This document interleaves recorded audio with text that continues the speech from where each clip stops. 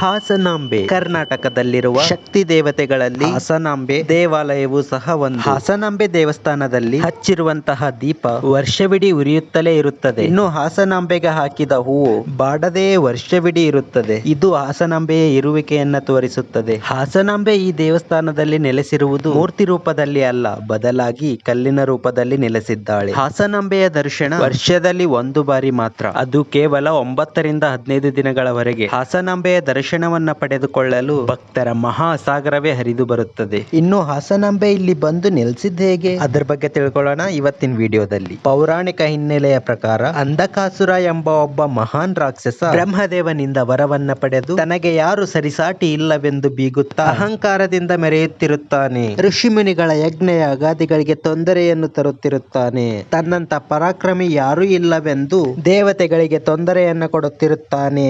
ಇದರಿಂದ ಕಂಗಾಲಾದ ದೇವತೆಗಳು ಪರಶಿವನ ಮೊರೆ ಹೋಗುತ್ತಾರೆ. ವಿಷಯ ತಿಳಿದ ಪರಶಿವನು ಕೋಪಗೊಂಡು ಅಂಧಕಾಸುರನ ಸಂಹಾರ ಮಾಡಲು ಭೂಲೋಕಕ್ಕೆ ಬರುತ್ತಾನೆ. ಅಂಧಕಾಸುರನೊಂದಿಗೆ ಯುದ್ಧವನ್ನು ಮಾಡಲು ಆರಂಭಿಸುತ್ತಾನೆ. ಆದರೆ ಅಂಧಕಾಸುರನಿಗೆ ಬ್ರಹ್ಮದೇವನಿಂದ ವರವಿದ್ದ ಕಾರಣದಿಂದ ಅಂಧಕಾಸುರನ ಒಂದು ಹನಿಯ ರಕ್ತ ಭೂಮಿಯ ಮೇಲೆ ಬಿದ್ದರೆ ಮತ್ತೊಬ್ಬ ಅಂಧಕಾಸುರ ಹುಟ್ಟುತ್ತಿದ್ದ. ಇದು ಅಂಧಕಾಸುರನಿಗಿದ್ದ ವರ.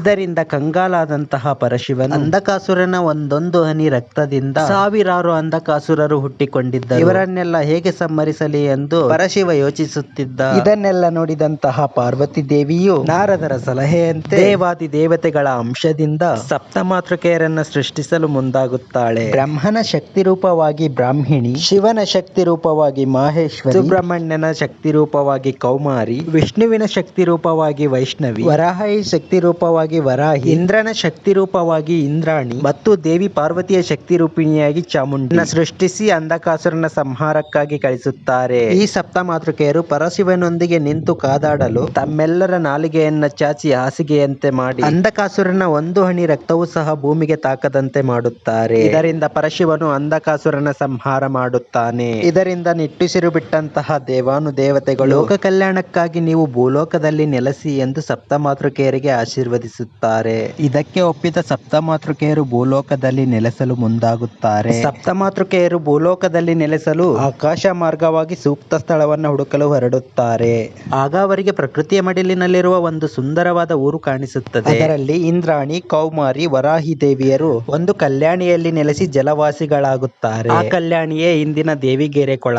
ಇನ್ನು ಬ್ರಾಹ್ಮಿಣಿ, ಮಹೇಶ್ವರಿ, ವೈಷ್ಣವಿ ದೇವಿಯರು ಆ ಕಲ್ಯಾಣಿಯ ಹತ್ತಿರದಲ್ಲಿಯೇ ಉತ್ತದ ರೂಪದಲ್ಲಿ ಹಾಗೂ ಶಿಲೆಯ ರೂಪದಲ್ಲಿ ನೆಲೆಸುತ್ತಾರೆ. ಇನ್ನು ಚಾಮುಂಡೇಶ್ವರಿ ದೇವಿಯು ಈ ಭಾಗದಿಂದ ಸುಮಾರು 40 ಕಿಲೋಮೀಟರ್ ದೂರದಲ್ಲಿರುವ ಕೆಂಚಮ್ಮನ ಹೊಸಕೋಟೆಯಲ್ಲಿ ನೆಲೆಸಿ ಆ ಭಾಗದ ಜನರ ಲೋಕ ಕಲ್ಯಾಣವನ್ನ ನೋಡಿಕೊಳ್ಳುತ್ತಾಳೆ. ಹೀಗೆ ದಿನ ಕಳೆದಂತೆಲ್ಲ ಕೃಷ್ಣಪ್ಪ ನಾಯಕ ಎಂಬ ರಾಜನ ಕನಸಿನಲ್ಲಿ ಹಾಸನಾಂಬೆಯರು ಬಂದು ಈ ಜಾಗದಲ್ಲಿ ನನಗೆ ದೇವಸ್ಥಾನ ಕಟ್ಟು, ನಾನು ನಿನ್ನನ್ನು ಕಾಪಾಡಿಕೊಳ್ಳುತ್ತೇನೆ ಎಂದು ಹೇಳುತ್ತಾರೆ. ನಂತರ ಕೃಷ್ಣಪ್ಪ ನಾಯಕ ಅಲ್ಲಿ ದೇವಸ್ಥಾನವೊಂದನ್ನು ಕಟ್ಟುತ್ತಾನೆ. ಸನ್ಮುಖಿಯರಾದ ಈ ದೇವತೆಯರಿಗೆ ಅವರು ನೆಲೆಸಿದ ಸ್ಥಳಕ್ಕೆ ಕೃಷ್ಣಪ್ಪ ನಾಯಕ ಹಾಸನ ಎಂದು ಕರೆಯುತ್ತಾನೆ. ಹೀಗೆ ದಿನ ಕಳೆದಂತೆಲ್ಲ ಅದೊಂದು ದಿನ ಮದುವೆಯಾಗಿ 5 ವರ್ಷವಾದರೂ ಸಂತಾನವಿಲ್ಲದೆ ಅತ್ತೆಯ ಕೆಂಗಣ್ಣಿಗೆ ಗುರಿಯಾಗುತ್ತಿದ್ದಂತಹ ಒಬ್ಬ ಸೊಸೆಯು ಪ್ರತಿದಿನ ಚಿತ್ರಹಿಂಸೆಯನ್ನ ಅನುಭವಿಸುತ್ತಿದ್ದಳು. ಅತ್ತೆಯ ಹಿಂಸೆಯನ್ನು ತಾಳಲಾರದೆ ಸೊಸೆಯು ಪ್ರತಿದಿನವೂ ಹಾಸನಾಂಬ ದೇವಿಯ ದೇವಸ್ಥಾನಕ್ಕೆ ಬಂದು ನನಗೆ ಸಂತಾನ ಭಾಗ್ಯವನ್ನು ಕೊಡು ಎಂದು ಕೇಳಿಕೊಳ್ಳುತ್ತಿದ್ದಳು. ಅದೊಂದು ದಿನ ದೇವಿಯ ಧ್ಯಾನದಲ್ಲಿ ಮಗ್ನಳಾಗಿದ್ದ ಈಕೆಯನ್ನು ಕಂಡು ಈಕೆಯ ಅತ್ತೆ ಮನೆಯ ಕೆಲಸವನ್ನೆಲ್ಲ ಅರ್ಧಕ್ಕೆ ಬಿಟ್ಟು ಬಂದು ಇಲ್ಲಿ ಕಾಲಹರಣ ಮಾಡುತ್ತಿದ್ದೀಯಾ ಎಂದು ಈಕೆಯ ಅತ್ತೆ ಪಕ್ಕದಲ್ಲಿಯೇ ಇದ್ದ ಒಂದು ಬಟ್ಟಲನ್ನ ತೆಗೆದುಕೊಂಡು ಸೊಸೆಗೆ ಹೊಡೆಯುತ್ತಾಳೆ. ನೋವನ್ನು ತಾಳಲಾರದೆ ಆಕೆಯು ಅಮ್ಮ ನನ್ನನ್ನು ಕಾಪಾಡು ಎಂದು ಅರಚುತ್ತಾಳೆ. ಇದರಿಂದ ಪ್ರತ್ಯಕ್ಷಗೊಂಡ ದೇವಿಯು ಹಿಂಸೆ ಕೊಡುತ್ತಿದ್ದ ಅತ್ತೆಗೆ ಶಾಪ ಕೊಡುತ್ತಾಳೆ. ನಿನ್ನ ಕ್ರೂರ ಮನಸ್ಥಿತಿ ಹದಗೆಟ್ಟು ನೀನು ಹುಚ್ಚಳಂತೆ ಮಾರ್ಪಾಡಾಗು, ನಿನ್ನನ್ನು ಕಂಡು ಜನ ನಿನಗೆ ಚೀಮಾರಿಯನ್ನ ಹಾಕಲಿ ಎಂದು ಹಾಸನಾಂಬ ದೇವಿಯು ಶಾಪವನ್ನು ಕೊಡುತ್ತಾಳೆ. ಹಿಂಸೆಗೊಳಗಾಗುತ್ತಿದ್ದ ಸೊಸೆಯನ್ನು ಆಕೆಯ ಸಂಸಾರದಿಂದ ಮುಕ್ತಿ ಕೊಟ್ಟು ನೀನು ನನ್ನಲ್ಲಿ ನೆಲೆಗೊಳ್ಳು ಎಂದು ಹೇಳುತ್ತಾಳೆ. ಅದರಂತೆ ಕಲ್ಲಾಗಿ ನಿಂತ ಆಕೆಯನ್ನು ಈಗಲೂ ಸಹ ಸೊಸೆಗಲ್ಲು ಎಂದು ಪೂಜಿಸಲಾಗುತ್ತದೆ. ಪ್ರತಿ ವರ್ಷವೂ ಭತ್ತದ ಮುಣೆಯಷ್ಟು ಹಾಸನಾಂಬೆಗೆ ಹತ್ತಿರವಾಗುತ್ತಿರುವ ಈಕೆ ಹಾಸನಾಂಬೆಯ ಪಾದಸ್ಪರ್ಶ ಮಾಡಿದೊಡನೆ ಈಕೆಯೂ ಸಹ ಅವರಲ್ಲಿ ಐಕ್ಯಳಾಗಿ ಕಲಿಯುಗದ ಅಂತ್ಯವಾಗುತ್ತದೆ ಎಂದು ಪ್ರತೀತಿ ಇದೆ. ಹೀಗೆ ದಿನ ಕಳೆದಂತೆ 4 ಜನ ಕಳ್ಳರು ಹಾಸನಾಂಬೆ ದೇವಿಗೆ ಹಾಕಲಾದಂತಹ ಆಭರಣಗಳನ್ನ ಕಳ್ಳತನ ಮಾಡಲು ಬಂದಿದ್ದರು. ಆಗ ಪ್ರತ್ಯಕ್ಷಗೊಂಡ ದೇವಿಯು ಇದು ಜನರು ಶ್ರಮ ವಹಿಸಿ ದುಡಿದ ಭಾಗ, ಅವರ ನಂಬಿಕೆ, ಅಂತಹ ನಂಬಿಕೆಯನ್ನ ಕದಿಯಲು ಬಂದ ನಿಮಗೆ ಮತ್ತು ಅಂತಹ ಯೋಚನೆ ಮಾಡುವವರಿಗೆ ನೀವೇ ಕೊನೆಯ ಪಾಠವಾಗಬೇಕು. ನಮ್ಮನ್ನು ಕಲ್ಲುಗುಂಡಗಳು, ಇದಕ್ಕೆ ಒಡವೆ ಏಕೆ ಬೇಕು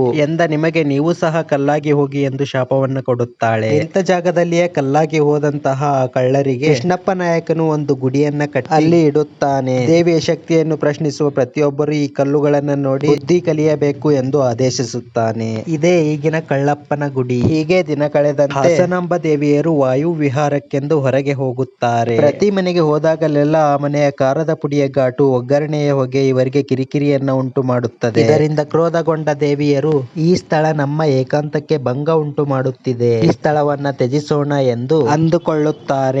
ಆದರೆ ಭಕ್ತರ ಭಕ್ತಿಗೆ ಸಿಲುಕಿ ಒಂದು ಒಪ್ಪಂದಕ್ಕೆ ಬರುತ್ತಾರೆ. ನವಮಿ ಹಬ್ಬದ ನಂತರ ಬರುವ ಬಲಿಪಾಡ್ಯಮಿಯ ಮಾರನೆಯ ದಿನ ಈ ದೇವಾಲಯದ ಬಾಗಿಲನ್ನು ಮುಚ್ಚಿರಿ. ಮುಂದೆ ಬರುವ ಆಶ್ವೀಜ ಮಾಸದ ಹುಣ್ಣಿಮೆಯ ನಂತರದ ಗುರುವಾರದಂದು ಈ ದೇವಾಲಯದ ಬಾಗಿಲನ್ನ ತೆರೆಯಿರಿ. ಈ ಸಮಯದಲ್ಲಿ ಭಕ್ತಿಯಿಂದ ಮಡಿಯಿಂದ ಪೂಜಾ ಕಾರ್ಯಕ್ರಮಗಳನ್ನ ಕೈಗೊಳ್ಳಿ. ನಿಮ್ಮ ಭಕ್ತಿಯನ್ನ ನಾನು ಮೆಚ್ಚಿದರೆ ನಿಮ್ಮ ಕಷ್ಟಗಳನ್ನ ದೂರ ಮಾಡಿ ನಿಮ್ಮ ಇಷ್ಟಾರ್ಥಗಳನ್ನ ಈಡೇರಿಸುತ್ತೇನೆ, ನಿಮಗೆ ದರ್ಶನವನ್ನು ನೀಡುತ್ತೇನೆ. ಇಲ್ಲವಾದಲ್ಲಿ ನಾನು ಈ ಸ್ಥಳವನ್ನೇ ತೊರೆಯುತ್ತೇನೆ ಎಂದು ದೇವಿಯು ಹೇಳುತ್ತಾಳೆ. ನೀವು ಬಾಗಿಲನ್ನ ಮುಚ್ಚುವ ಮುನ್ನ ನಮಗೆ ಹೂವನ್ನ ಅರ್ಪಿಸಿ ನೈವೇದ್ಯವನ್ನ ಇಟ್ಟು 2 ದೀಪಗಳನ್ನ ಹಚ್ಚಿ. ಮುಂದಿನ ವರ್ಷ ಬಾಗಿಲನ್ನು ತೆರೆದಾಗ ಆ ದೀಪಗಳು ಆರದೇ ಇದ್ದರೆ, ಅರ್ಪಿಸಿದ ಹೂ ಬಾಡದೇ ಇದ್ದರೆ ನಾವು ಇಲ್ಲೇ ನೆಲೆಸಿದ್ದೇವೆ ಎಂದರ್ಥ.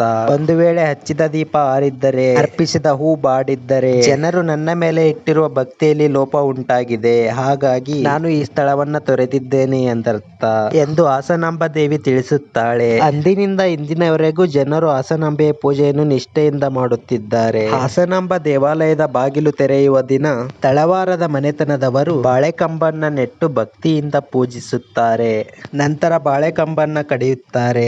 ಇದಾದ ನಂತರ ದೇವಸ್ಥಾನದ ಗರ್ಭಗುಡಿಯ ಬಾಗಿಲನ್ನ ತೆರೆಯಲಾಗುತ್ತದೆ. ಗರ್ಭಗುಡಿಯ ಬಾಗಿಲನ್ನ ತೆರೆದ ಮೇಲೆ ಹಚ್ಚಿರುವ ದೀಪ ಹಾಗೆಯೇ ಇರುತ್ತದೆ. ಹಾಸನಾಂಬೆಗೆ ಅರ್ಪಿಸಿದಂತಹ ಹೂವು ಅದು ಬಾಡದೆ ಹಾಗೆಯೇ ಇರುತ್ತದೆ. ಇದು ಹಾಸನಾಂಬೆಯ ಇರುವಿಕೆಯನ್ನ ತೋರಿಸುತ್ತದೆ. ಹಾಸನಾಂಬೆಗೆ ಹಚ್ಚಿರುವ ದೀಪದಲ್ಲಿ 5 kg ಎಣ್ಣೆಯನ್ನ ಹಾಕಲಾಗಿರುತ್ತದೆ. ವರ್ಷವಿಡೀ ದೀಪ ಉರಿದರೂ 1 kgಯಷ್ಟು ಸಹ ಎಣ್ಣೆ ಖಾಲಿಯಾಗಿರುವುದಿಲ್ಲ. ಈ ವಿಡಿಯೋ ನಿಮಗೆ ಇಷ್ಟವಾಗಿದ್ದರೆ ಲೈಕ್ ಮಾಡಿ, ಶೇರ್ ಮಾಡಿ, ಕಮೆಂಟ್ ಮಾಡಿ.